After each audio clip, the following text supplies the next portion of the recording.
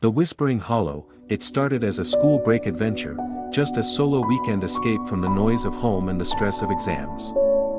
17-year-old Jason loved nature, and he'd always wanted to try solo camping.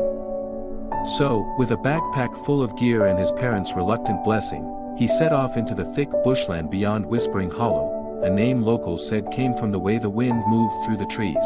Jason didn't care about the stories. He just wanted peace. By sundown, he'd pitched his tent near a narrow stream and built a fire.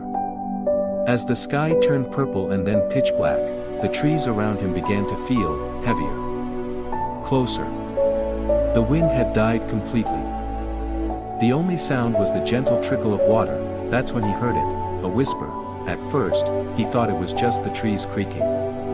But then it came again. Faint, raspy, right behind him, Jason. He spun around, flashlight in hand. Nothing.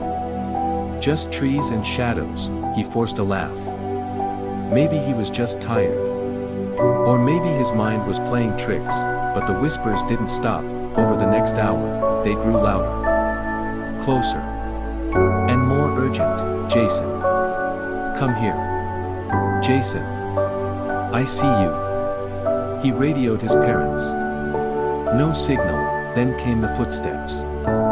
Not human. Too light, too fast, circling his tent in impossible patterns. Jason turned off his light, sat perfectly still.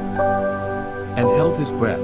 Suddenly, a low growl rumbled from the dark beyond the firelight. Something stepped into view, a tall, crooked figure, as black as night, with long limbs that ended in claws. Its face was obscured by a shadow, but two eyes glowed a deep, sickly yellow. Jason froze. The creature sniffed the air, then smiled with jagged teeth. You don't belong here, it hissed. Jason bolted, no tent, no bag, just pure panic. He ran through the trees, branches whipping his face.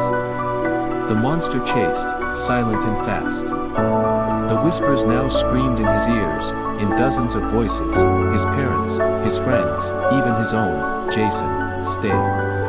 Be one of us. He tripped.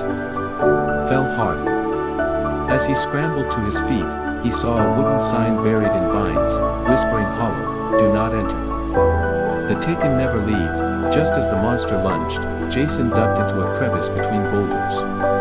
It couldn't reach him, but it waited. Hours passed.